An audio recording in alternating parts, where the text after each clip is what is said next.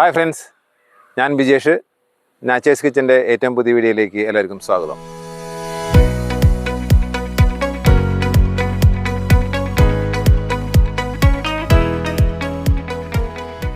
ഇത് നമ്മുടെ നാച്ചുറൽ പീസിൻ്റെ നമ്മുടെ വീടിനടുത്ത് തന്നെയുള്ള നമ്മുടെ ഓർഗാനിക് ഫാമാണ്. ഇന്ന് ഞാൻ പരിചയപ്പെടുത്താൻ പോണ നമ്മുടെ ഐറ്റം എന്ന് പറഞ്ഞു കഴിഞ്ഞാൽ ബട്ടർനട്ടാണ്. ബട്ടർനട്ട് എന്ന് പറഞ്ഞു കഴിഞ്ഞാൽ എല്ലാവർക്കും അങ്ങനെ പരിചയം ഉണ്ടാവണമെന്നില്ല.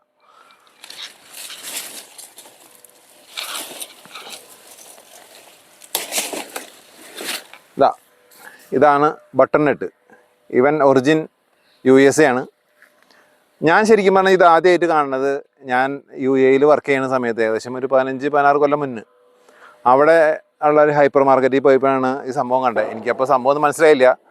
ഞാൻ ഇപ്പോൾ യൂറോപ്യൻസൊക്കെ ഉപയോഗിക്കണ ഏതെങ്കിലും ഒരു പച്ചക്കറി ആയിരിക്കുമെന്നാണ് ഞാൻ വിചാരിച്ചിരുന്നത്. ഇപ്പം നമ്മൾ കേരളത്തിലുണ്ട്. കേരളത്തിലുള്ള ഇപ്പോൾ പ്രത്യേകിച്ച് നമ്മുടെ ഈ മാളയിൽ തന്നെയുള്ള ഒരുപാട് കൃഷിക്കാർ ഇത് കൃഷി ചെയ്യുന്നുണ്ട്. അപ്പോൾ ഇന്ന് നമ്മുടെ താരം ഇവനാണ് ബട്ടർനട്ട് സ്ക്വാഷ്. ഇത് നമ്മൾ സാധാരണ രീതിയിൽ ഈ സൂപ്പ് വയ്ക്കും, അതേമാതിരി തന്നെ പുഴുങ്ങി കഴിക്കാം, പച്ചയ്ക്കും കഴിക്കാം, അതിൽ വറുത്തുപയോഗിക്കും. നമുക്ക് സാധാരണ നമ്മുടെ മത്തങ്ങയില്ലേ, മത്തങ്ങ നമ്മൾ യൂസ് ചെയ്യണ അതേ ഇതിൽ തന്നെ നമുക്ക് എരിശ്ശേരിയോ മത്തങ്ങ എങ്ങനെയൊക്കെയാണ് വെക്കണം അതേമാതിരി തന്നെ വെക്കാം.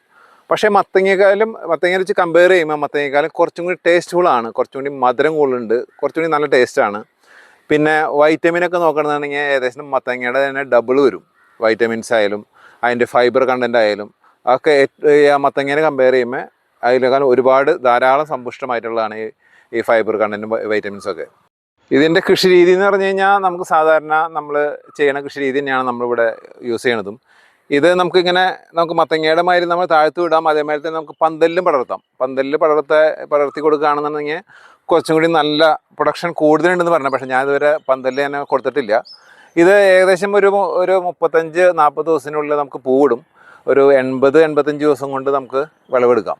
അപ്പോൾ പംകിൻ വെച്ച് കമ്പയർ ചെയ്യുമ്പോൾ ഫൈബർ കണ്ടൻറ്റ് പംകിനേക്കാളും ഒരുപാട് കൂടുതലുണ്ട്. അപ്പോൾ അതിൻ്റെ പേരിൽ തന്നെ നമുക്ക് ഈ ദഹന സംബന്ധമായിട്ടുള്ള ഫൈബർ എപ്പോഴും നമുക്ക് ദഹനത്തിനാണ് ഏറ്റവും നമ്മൾ സഹായിക്കുന്നത്. അപ്പോൾ ദഹനത്തിനും അതേമാതിരി തന്നെ നമ്മുടെ ഹൃദയാരോഗ്യത്തിനും രക്തസമ്മർദ്ദം കുറയ്ക്കാനൊക്കെ ഒരുപാട് ഗുണങ്ങളുള്ള ഒരു പ്രൊഡക്റ്റാണ് നമ്മുടെ ഈ ബട്ടർനട്ട് സ്ക്വാഷ്. ഇതിൽ പ്രധാനമായിട്ട് വൈറ്റമിൻ A, C, മാഗ്നീഷ്യം, അതേമാതിരി തന്നെ പൊട്ടാസ്യം, ബീറ്റാ കരോട്ടിൻ ഇവ ധാരാളം അടങ്ങിയിട്ടുണ്ട്.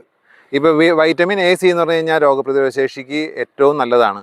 അതുതന്നെ ബീറ്റാ കരോട്ടിൻ്റെ ഒരുപാട് സമ്പുഷ്ടമായുള്ളതിൻ്റെ പേരിൽ തന്നെ നമുക്ക് ഈ കാഴ്ചശക്തിക്കും ഈ രാത്രി അന്ധതയ്ക്ക് കുറയ്ക്കാനൊക്കെ ഒരുപാട് സഹായിക്കുന്നതാണ്.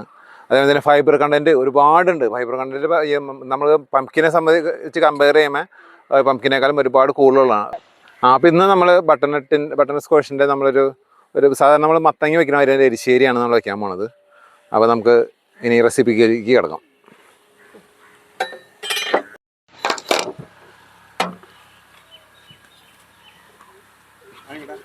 ബട്ടർനട്ട് നമുക്ക് ഇങ്ങനെയാണ് കട്ട് ചെയ്യുമ്പോൾ ഇരിക്കുക.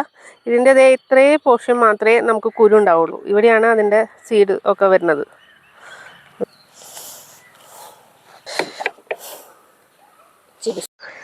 നമുക്കിപ്പോൾ ഇതിനു വേണ്ടി പയർ പൊട്ടിക്കാം. നമ്മളിന്ന് പച്ചപ്പയർ വെച്ചിട്ടാണ് എലിശ്ശേരി ഉണ്ടാക്കുന്നത്.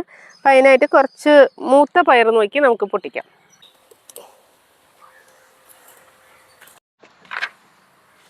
നമ്മളിപ്പോൾ മത്തങ്ങയും പയറും കഴുകി ഇതിൽ വെച്ചിട്ടുണ്ട്.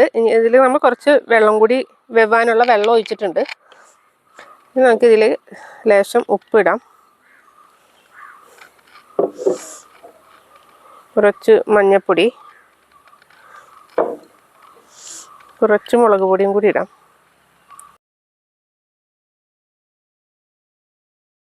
നമുക്ക് കുറച്ച് പച്ചമുളകും കൂടി ഇട്ടിട്ടുണ്ട് നമ്മൾ. ഇനി നമുക്കിന്നത് തിളച്ച് വേവാൻ വെക്കാം. നമുക്കിത് വെന്ത് വരുമ്പോഴേക്കും നമുക്ക് ഇതിലേക്ക് വേണ്ട അരപ്പ് റെഡിയാക്കാം. നമുക്ക് അരപ്പിന് വേണ്ടിയിട്ട് നമ്മൾ നാളികേരം, ചെറുള്ളി, പിന്നെ ചെറിയ ജീരകം, പിന്നെ കുറച്ച് കുരുമുളകും കൂടി എടുത്തിട്ടുണ്ട്. ഇത് നമുക്കൊന്ന് അരച്ചെടുക്കാം. നമ്മുടെ പയറും ഇതും മത്തങ്ങയും നല്ല പോലെ വെന്ത് വന്നിട്ടുണ്ട്. ഇനി ഇതിലേക്ക് നമുക്ക് നമ്മുടെ അരപ്പ് ചേർത്ത് കൊടുക്കാം.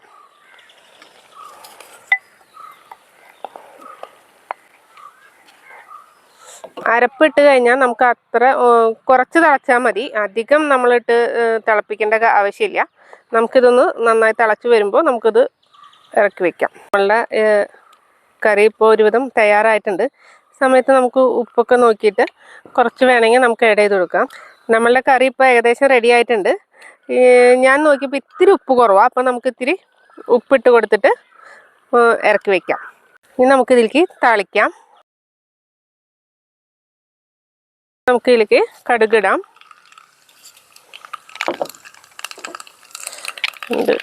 പച്ചമുളക്, വേപ്പില.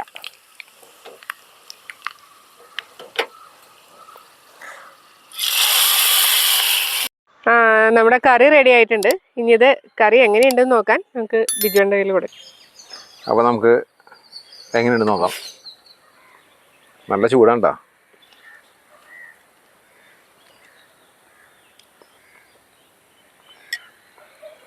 നമ്മൾ സാധാരണ എരിശ്ശേരി വയ്ക്കുന്ന മാതിരിയല്ല കേട്ടത്. ഇത് കുറച്ചുകൂടി ടേസ്റ്റ് ഉണ്ട്. നമ്മൾ സാധാരണ മത്തങ്ങ എരിശ്ശേരി വയ്ക്കുന്ന മാതിരിയല്ല, കുറച്ചുകൂടി നല്ല ടേസ്റ്റ് ഉണ്ട്. ഇതിൻ്റെ കൂടെ ശരിക്കും പറഞ്ഞാൽ കോമ്പിനേഷൻ നമുക്ക് രസം വയ്ക്കണമെന്നാണെങ്കിൽ രസം ഇതിൻ്റെ കൂടെ നമുക്ക് മിക്സ് ചെയ്തിട്ട് കഴിക്കണമെങ്കില്ല ചോറിൻ്റെ കൂടെ സൂപ്പറാണ്.